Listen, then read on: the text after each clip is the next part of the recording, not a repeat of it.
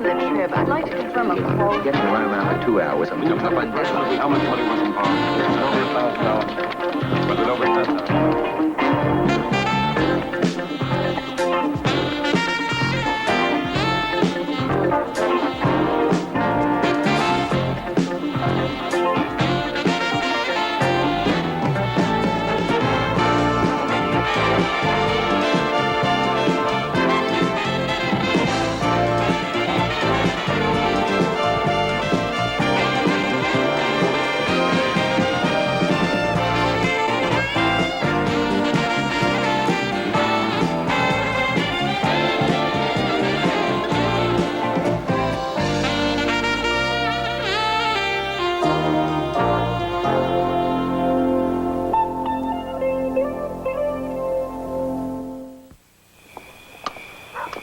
Where's the light? Hold on a second.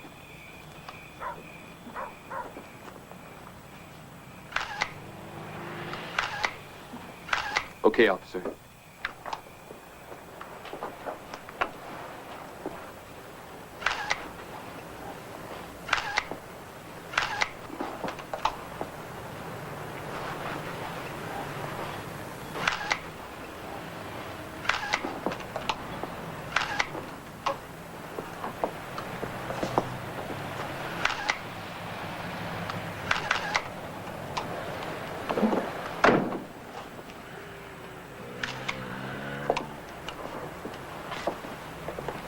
Well, it's really a mess. Doesn't look like you had a chance to clean the place up. Yeah. Did you get what you need? Yeah, it's gonna be good. Thanks.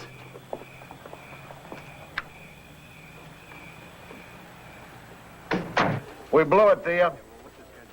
I agree. Uh-huh.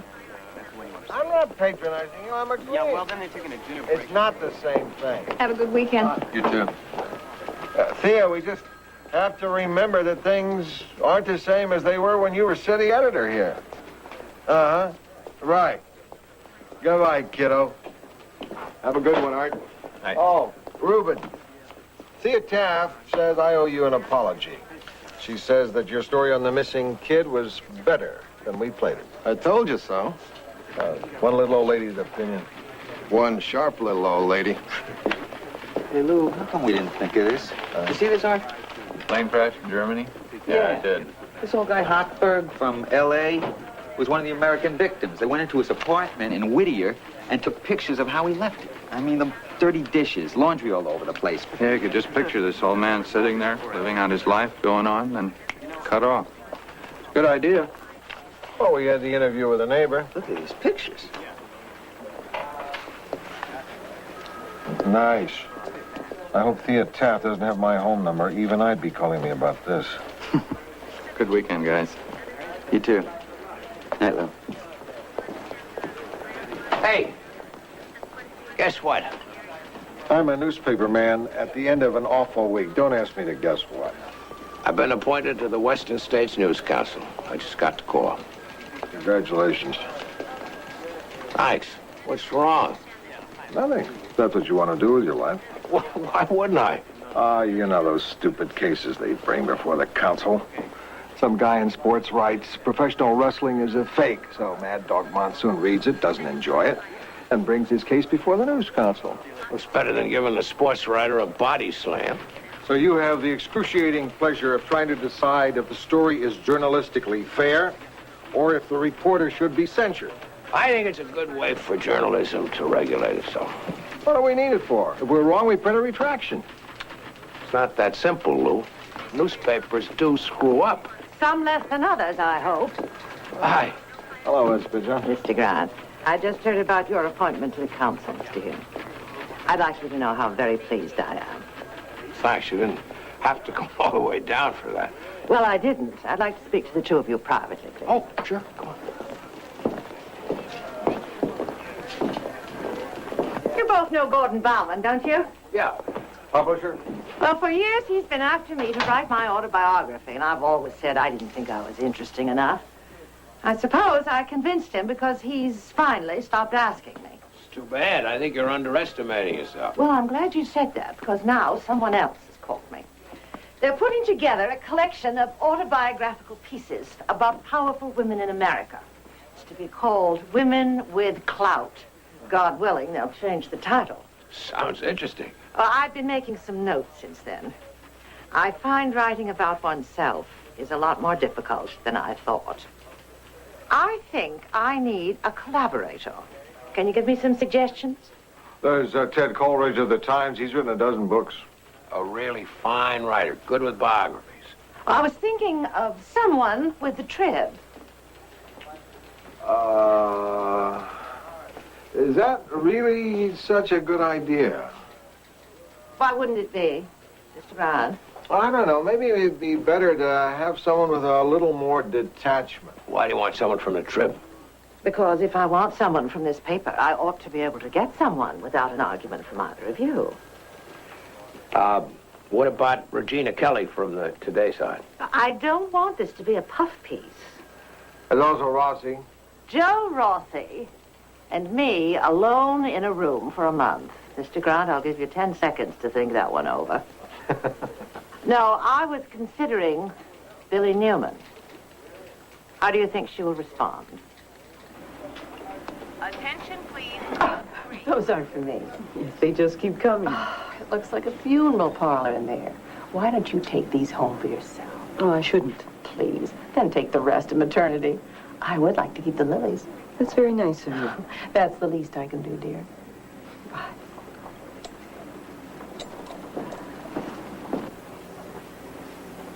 Dr. Langtree. Dr. Langtree.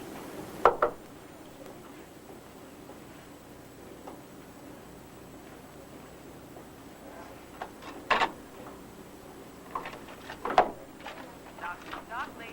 Dr. Stockley. Well, I guess the story finally turned out okay, but I'm glad to be off it. What's the matter? Bad day? You've heard of Bibi Stroud? Oh, right. Jack Town had something in his column. She was taken to the hospital yesterday for what? Appendicitis. It happened right before one of her famous charity parties, didn't it? No, it was her birthday party for her. She's on my floor. Giving you a hard time? No, she's very nice. The thing is, she didn't want to cancel the party, so her friends went ahead with it anyway.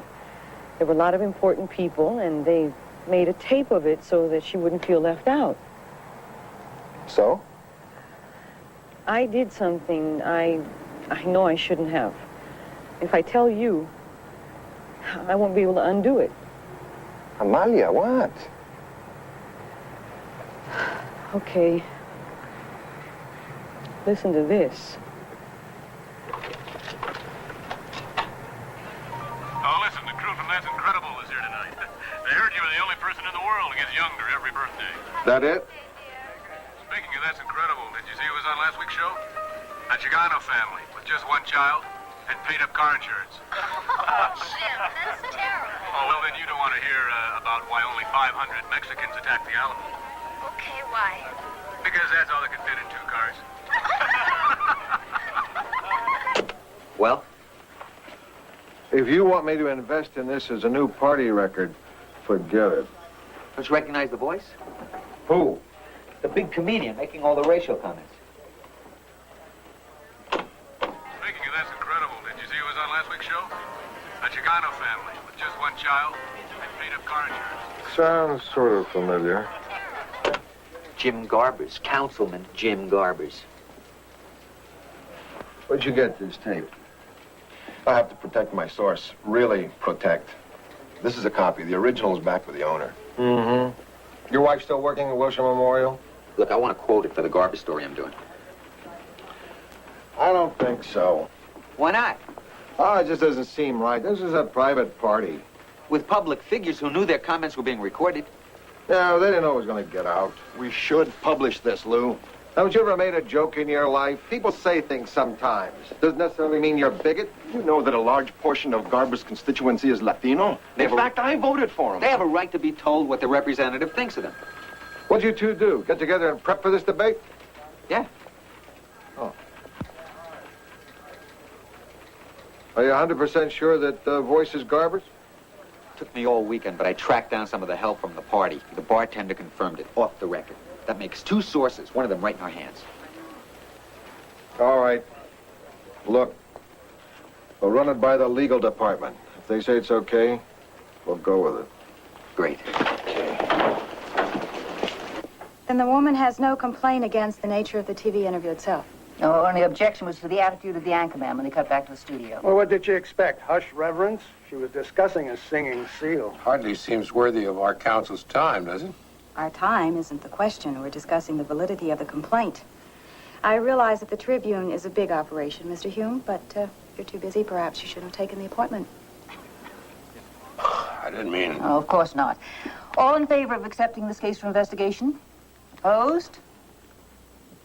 Abstentions. Moving right along, then. Is there anyone who hasn't had a chance to study the next complaint? Where are we?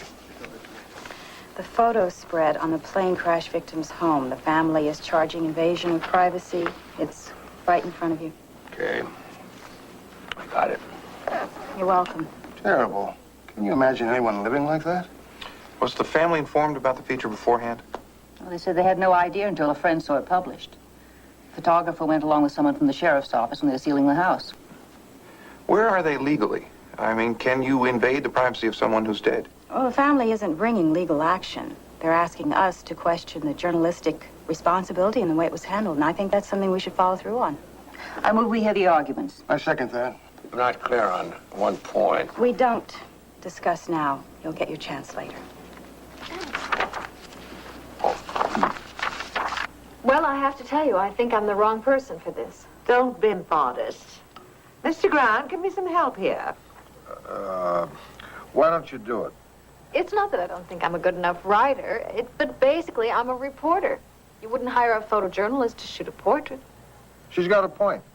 Mr. Grant, I don't like those flattering, self-serving profiles. I want a reporter. Then I'm probably the wrong reporter.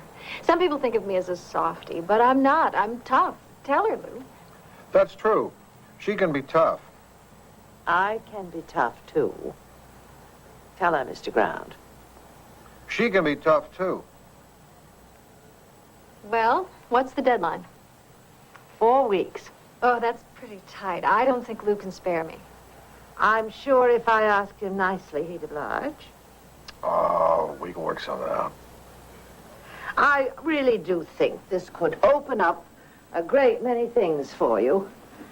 And the amount of money quoted to me was most generous. Now, understand the reason I've turned to you is because I know you'll take a lot of initiative. Mrs. Pynchon, you don't have to say any more. Oh. I could use the money.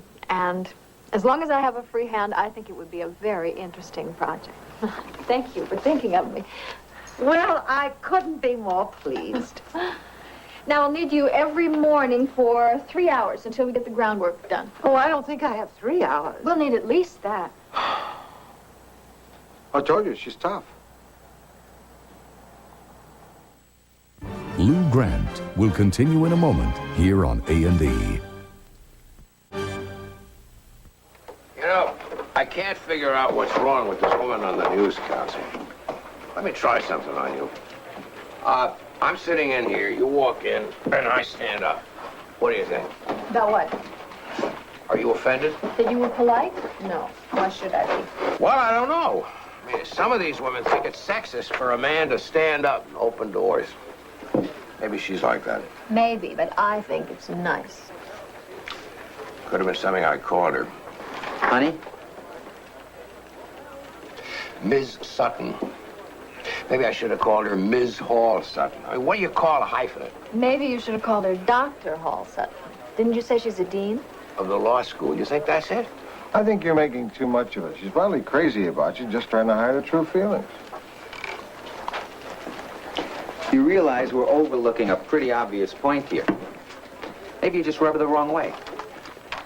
That's very helpful. It happens. Sometimes you meet somebody, you start talking, all of a sudden they turn off for no reason at all. Did that ever happen to you? Yeah. Once in a while. Speaking of people being turned off, I bet Jim Garber's crazy about you these days. Why, what did you hear? The Chicano community's up in arms about what he said on that tape. He's really going to have to scramble to get reelected. Oh, right. Billy, is this yours? No, I didn't order. I gotta get going. Mrs. Pynchon is meeting me in the lobby. How's that been? We're moving right along. We're finally up to 1937. The orchestra was up here, and you could hear music wherever you were on the estate. Blue lights were in the trees, gardenias in the pool. Must have been beautiful.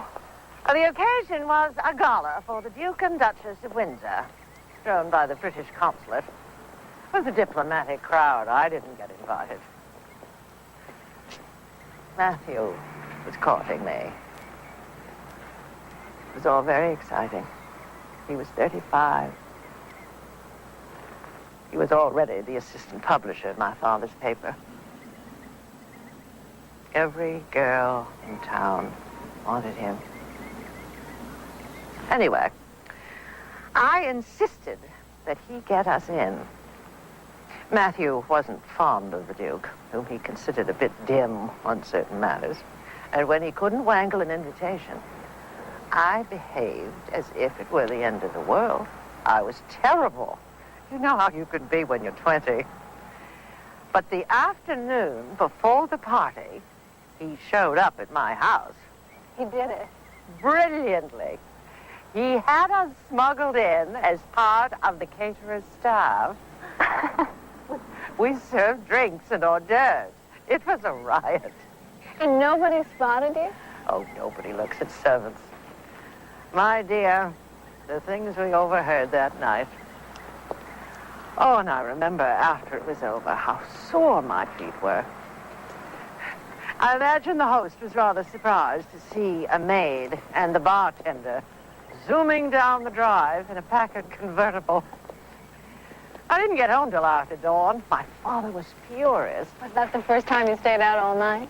Lord, no. Said I was 20. The photographer said he tried to reach Mr. Hochberg's family and couldn't. He was under deadline, so he just went ahead and used his own judgment. Well, these photos make this man look like he lived in a pigsty, but they left out some facts.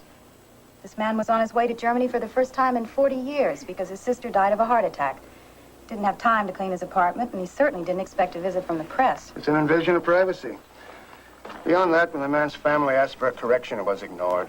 The newspaper said the photographs told the story sufficiently. As we can see, that's truly not the case. I have to agree with Dr. Hall, Sutton. Seems to me the paper wasn't very concerned with presenting the true picture of this man's life. Well, that's not exactly what I said. Does this mean that the Tribune is going to start tidying up its own house? If there's no further discussion, I move for a vote. Second. Those concurring that the complaints asserted in this matter are warranted. Dissenting? Abstentions. Note complaints are found warranted. Ever since the News Council censured those guys for the pictures of the old man's apartment, it's got some editors around here spooked. How's that? I mean, why should I knock myself out to get some really hot shot? I know my photo editor's gonna back off. He's worried about getting the paper in trouble. That's not his problem. Why don't you tell him to let me worry about it? Yeah, Lou'll get the paper in trouble all by himself. You know, those pictures of the comic books all over Mr. Hochberg's apartment made him look like a demented old geezer. Yeah. Well, when they investigated, his daughter explained that he used to buy those comic books for his grandson. Then he'd read them first to see that they weren't too violent. Those pictures did the man a disservice. Does the idea of a news council watching over us bother anybody but me? A lot of professions have regulating groups, the bar, the AMA. It's not the same. What's the most satisfying reaction you've had to a story? Oh, that would be going all the way back to Detroit. They closed the factory down after I exposed the fact that they were using little kids to do piecework. Best reaction, no contest. When Congressman Bragg threw his scrambled eggs at my lens as I was taking his picture when he was having breakfast with a lady who was not his wife. Yeah, well, I guess I can't count this as my best, considering my life was one straight and all, but it's pretty good. I just found out that Garber and his lawyers are talking about a libel suit against the Trib. Pinchon told them to take a hike, but things must be heating up pretty good for them to try a stunt like this. A week in Aspen. What? The most satisfying reaction to a story. I'd interviewed this singer. She liked what I wrote. She called to say thank you. We chatted a bit. Found out that we both liked skiing. Well, I realized that it's not scrambled eggs on your lens. I think you're remarkable. We've gone all this way through dinner, you've yet to remark on my serving you chili. I love it. I make my husband chili all the time. I really wanted to serve veal Prince Olaf, but I find it's too hard for me to make now. You made this? Where'd you get the recipe? In the trip cafeteria. My housekeeper, Elena, took the night off. She wants to get some of her family out of El Salvador. She went to see an attorney. You did very well as a pinch hitter. But I'm afraid this is rather hot. It's fine. I never know what to drink with chili. What do you serve your husband? Beer. Oh, that would have been so good. I wish I'd thought of it. These are 1940, 41s, or somewhere in there. Oh, what a nice picture of Mr. Pinshaw. And he was a dreamboat. This is the publisher's dinner. Matthew was named Man of the Year. My husband wore evening clothes better than any man I've ever known. Who is he? He keeps turning up in all of these. What an attractive man. Oh, Jack Hall. He was Matthew's managing editor. Should I know him? No, he left the Tribune years ago. Oh, here's another one with... Are those his children? Yes, John Jr. and Mary. Why don't I get some more boxes? I had these dug out of storage when I came home from the hospital. I hadn't looked at them in years. And there was so much that I wanted to go back and see again. I suppose that's natural. You know, there's a lot I've forgotten about. It seems to me that the period that we should focus on is the transition you made from socialite to publisher almost overnight. It couldn't have been easy for you. No, it wasn't. Especially without a managing editor to lean on. What about Mr. Hall? Well, he left about the same time. Why? Well, I suppose he wanted to change. What do you say we zero in on that period when you were suddenly in charge? The decisions, the changes you went through? I was met with a situation, and I faced it. That's all. Why don't I get us some tea? We may be here a while.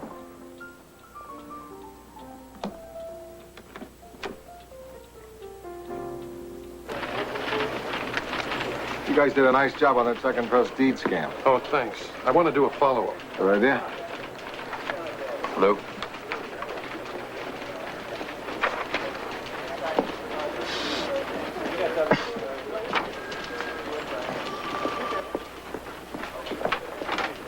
This just came in the mail. It's from the Western States News Council. Garber's filed a complaint against Rossi's story. We're being investigated. I know. Lou Grant will continue in a moment here on A&E. You knew about this? I agreed not to discuss it until we received formal notification. Couldn't you at least have given us a hint? What difference would it have made? You're still going to have to work out a written statement answering Garber's charges. Me? The complaint is against the Tribune with you as representative. The hell with them. You can't say that. I said it. I mean, we can't ignore this, Lou. In the first place, the Trib is one of the council's major financial contributors. How would it look if the first time we're brought up on charges, we refuse to cooperate? You know what I think about this, don't you? Yeah, I know what you think about this. But it's going to be heard with or without our cooperation. We might as well take the opportunity to defend ourselves. What happens next? The council staff investigates the complaint from our side and Garber's. Yeah? What kind of investigation? I don't think I should say anymore. Why not? I have to take a neutral position in this. It's your newspaper, too. Exactly. I'm not asking for any professional secrets, just an idea of what to expect. Sorry. For God's sake, Charlie, those meetings are public record. I could look it up. I guess that's what you're going to have to do.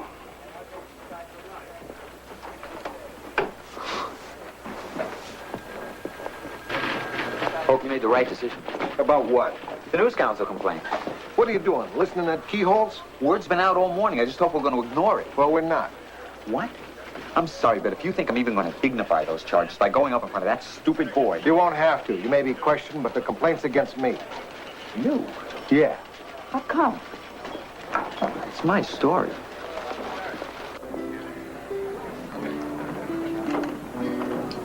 The food here is not what it used to be. Since you and Mr. Pynchon ate here last, they probably changed chefs. It's too bad they didn't do the same with the table linen. Have you had a chance to look at some of my business correspondence from the late 60s? Yes, all that period is really starting to fall into place. But the period that still is unclear to me, and the part that interests me most, is the transition a few years earlier from socialite to publisher.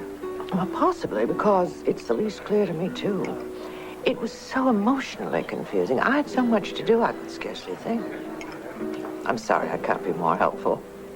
There weren't many women in important positions at the Trib then, were there? Oh, except Thea Taft.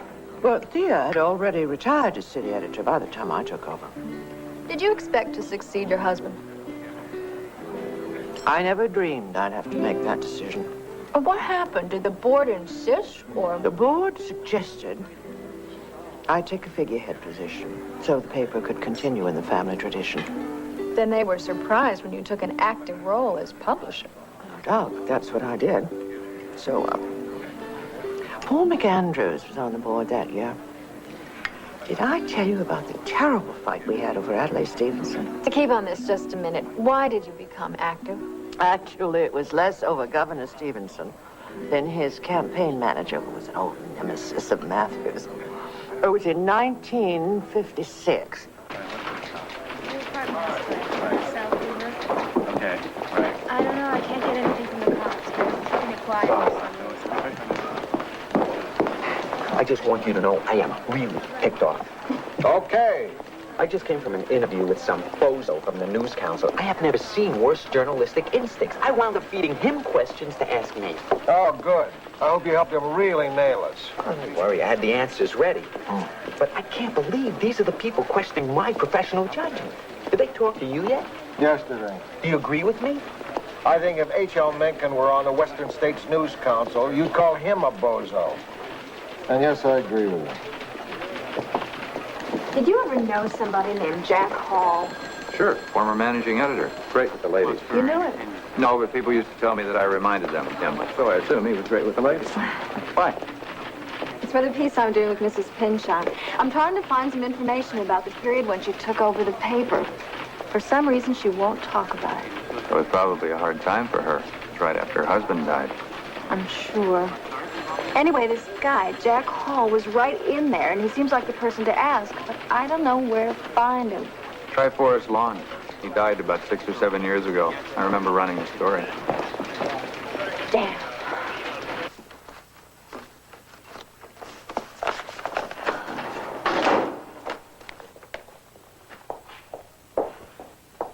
I thought you went home. I started to, but the News Council's meeting tomorrow. They might ask me some questions, so I got out their published reports. Did you know that Frank Laban was on their board? The gossip columnist? Amazing, isn't it? What are you doing here so late? I'm checking clips on the time of Matthew Pynchon's death and the transition of power. Every time I ask her about that period, she evades or stonewalls or tells me some amusing anecdote about Adlai Stevenson. I feel like she's holding back the good stuff. What happened to Tough? I endorsed you as Tough. Yeah, she promised me a free hand.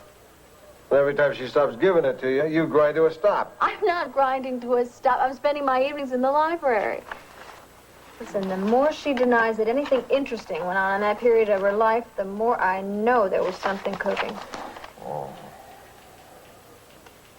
Son of a gun. What? What? I'm sorry. You find something? An article published the week after Matthew Pynchon's death. There are no plans for any immediate changes in the Tribune's editorial policy according to Matthew Pynchon's apparent successor, Jack Hall. Before we get started, I'd like to say that I'm going to abstain from the discussion of Garber's complaint against the Tribune. All right. Now, there are two issues here. Whether the Tribune was justified in quoting comments made in private, and whether the means of obtaining those quotes was legitimate. Well, I have information that Councilman Garber's letter in response to the article in the Tribune was never published. That was his choice. Excuse me, Lou Grant, Metro Editor of the Tribune. We told Garbers we would publish his letter, but that we would add an editor's note restating the quotes had been confirmed by a second source. He turned us down. Yes, it's all right here in the reports. Are you saying that the Tribune has a vendetta against Garbers? I'm saying that the quotes taken from a stolen tape were printed out of context. I know bigotry had a context. The staff's report contains statements from several leaders in the Mexican-American community, indicating that this was not at all representative of the councilman's true feelings. Every one of those Mexican-American leaders is a political ally of Garber's. The Tribune has never printed a response from Garber's. Before we published the story, we checked with Garber's office.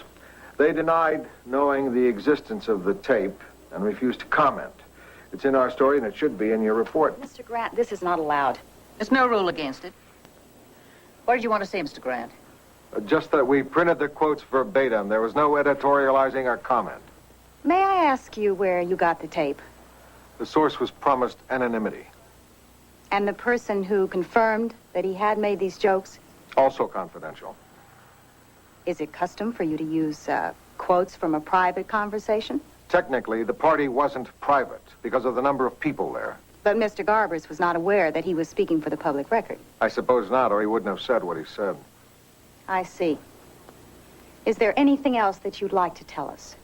Not at the moment. Thank you. Lou Grant will continue in a moment here on A&E.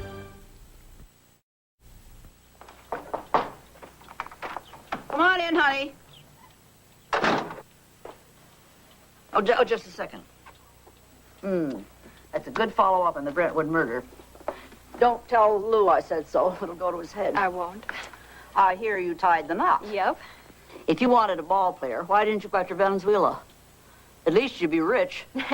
I proposed in English. He pretended not to understand. I did pretty well for myself. He's treating you okay? Very. You look good, honey. So do you. Oh, you liar. Now, what can I do for you? I told you I was working on that memoir with Mrs. Pynchon, and I've been checking into the period when she took over as publisher. I knew you just retired as city editor, but I figured you knew everything that was going on. Try me. Help yourself to coffee. Thanks. What was people's general reaction to her taking over? Shock, mostly. None of us thought much of Margaret Pynchon, except as Matthew's debutante. That's so hard to imagine. Honey, she did a complete overhaul. Up to that time, her most important job had been trying to remember Matthew's Christmas list. She always sent fruitcake. I was reading some old clips. One of them named Jack Hall as Matthew Pynchon's apparent successor. That's the way it should have been. Jack was his right hand. It was Margaret Pynchon fired him. Why? Well, I suppose he scared her. How? Well, in the first place, no one knew the newspaper, and no one knew the town, as Jack did. So she was scared of his ability? She was scared of the man. Listen, honey, we're talking about a very sexy man, terrific looking, crazy about women. Some gals liked it. Oh, I did. But he scared the pants off Margaret Pynchon. So she just fired him? Mm-hmm. I remember the day. People from the Trib kept calling me. Jack went up to Margaret's office and there was a big blowout. Later, someone spotted him leaving the building, and he never came back. The copy boy packed his desk for him. And Margaret didn't come out of her office all day. She's one cold woman. What happened to him? Well, he had some bad times. And he left for the East. It took him, I think, a year or more to get a hold of himself. His boy was killed in '68 in that stupid war. He had a daughter, too. I was thinking about trying to get in touch with her. She turned out to be a lawyer. And she came back to L.A., teaching law school. Thanks. Her name's Mary? Mary. M-E-R-R-Y. Short for Meredith. Always check your spelling, dear. Hey, what are you doing here? Is it over? The final vote won't be taken until the next meeting. How'd it go? Hard to tell. Excuse me, please. Thank you. Talk about vendettas. I'm telling you, she's got one against a trip. Is that Meredith Hall Sutton? Yeah. I think you're right. Her father was Jack Hall. Lou Grant will continue in a moment here on A&E. Doctor, what am I supposed to call you anyway? It really doesn't matter. Can we talk? About the complaint? Yeah. Nothing to say. Council will decide at the next meeting. As you notice, I've abstained from the case. Yes, as you should. How about you? I just found out who your father was. What does that have to do with anything? Yeah, I couldn't figure out what was wrong, how I'd offended you. If you want to give me a hard time, it's okay, I can take it. But get off this case. One thing has absolutely nothing to do with the other, if that's what you're saying. That's exactly what I'm saying. You're not judging what's being discussed in that room. You're judging something that happened God knows how long ago. You hate the Tribune. My father was on that paper almost 20 years. And one afternoon, he lost everything that he had worked for. I was just a kid. But I saw what that did to him. All because Margaret Pinchon decided that she wanted a job that never belonged to her in the first place. It was a long time ago, and it has nothing to do with this. Don't you think I can keep those things separate? No, I don't. I don't think I could. And I'm prepared to bring this to the council if you force me to.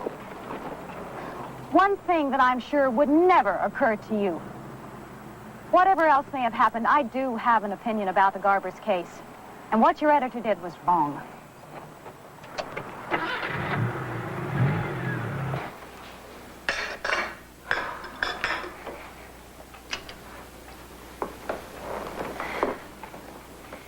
The two of you were in your office and you quarreled.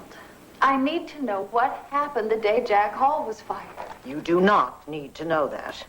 I can't write the story without it. Miss Newman, you're not on some investigative assignment now. You're writing my autobiography. You talked me into this. You wanted a reporter. Now you're stuck with one. I beg your pardon.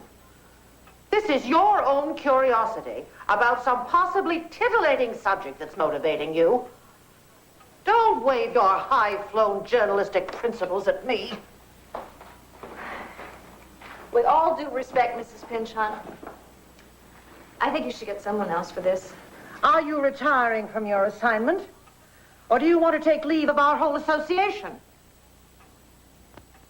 Oh, my Lord. I can't believe what I just did. I thought I'd learned that lesson 20 years ago. I'm sorry. I know you were just doing your job. But you struck a nerve. Forgive me.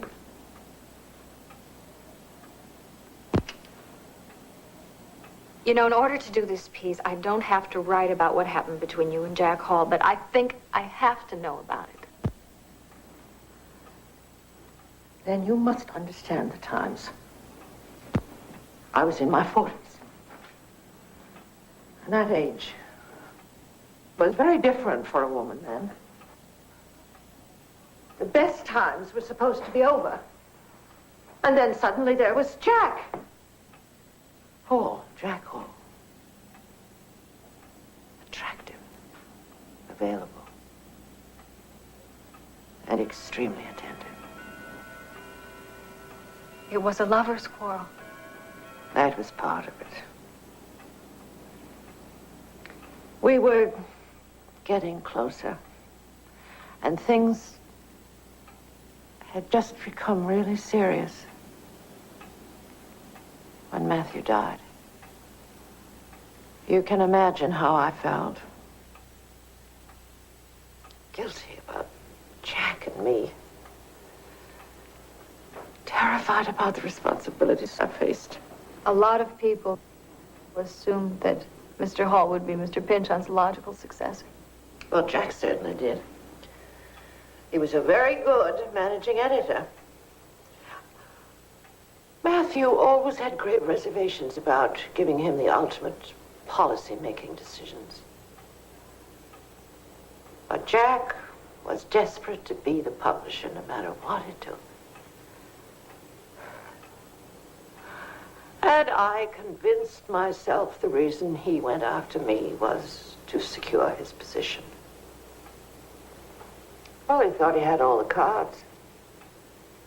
And he gave me an ultimatum saying it was all or nothing. I surprised him. I surprised myself. From what you're telling me, it seems you did the right thing. I did do the right thing, I think. But it was the way I did it. Well, that was my first taste of power. And I abused it.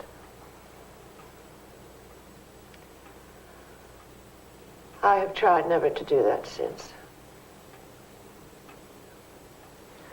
So now you know.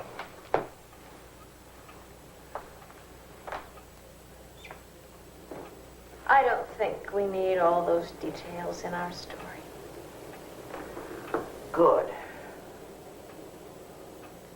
I trust you all have had time to study the complaint against the Tribune by Councilman Garbers. Any further discussion? I'd like to move for a vote. Second? So moved. Any objections? I will abstain. So will I. You will? Yes. Very well. All those concurring with Mr. Garber's assertions in the complaint against the Tribune are warranted. Dissenting? Abstentions. Note the complaints are found warranted. You're wrong. So Hall Sutton abstained from the voting. Big deal. It didn't matter by then, and she knew it. After manipulating the discussion, editorializing... Please sit down, Mr. Rossi. I'm too teed off. We are all teed off. Notice how nicely the rest of us control it.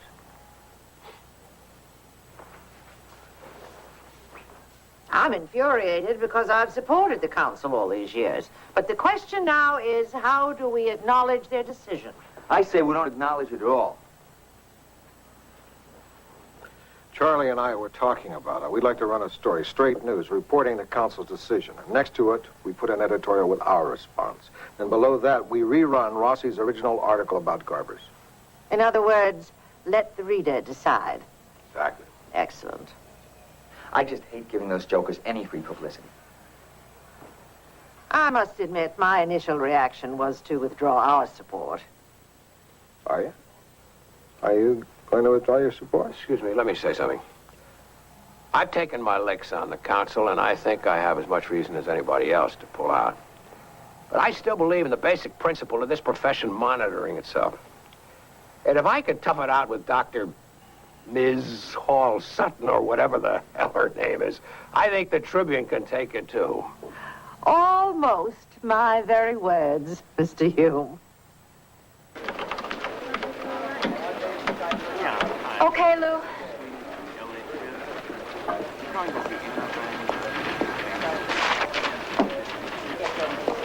What's this? From Mrs. Pynchon.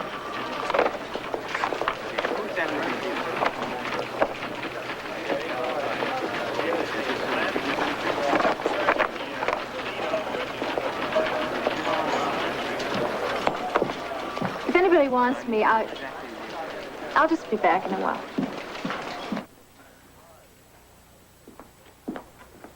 What are you reading?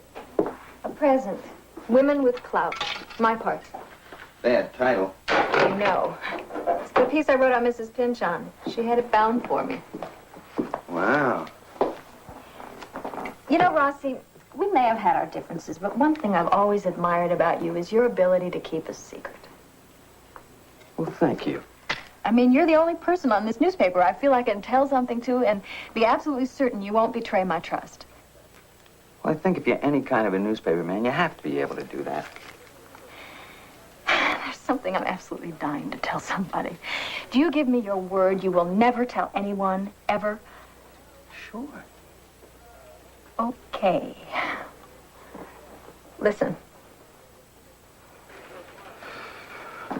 Sure been a long week. Sure has. I'm all yours from Monday on.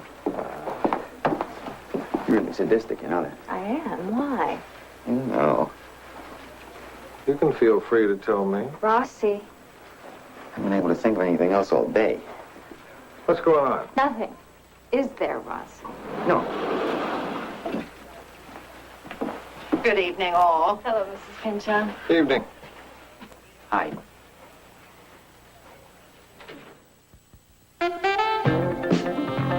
She's the sleuth People magazine calls the most ingratiating TV detective since Columbo. Anna Lee struts her stuff tonight on the A&E Mystery Movie.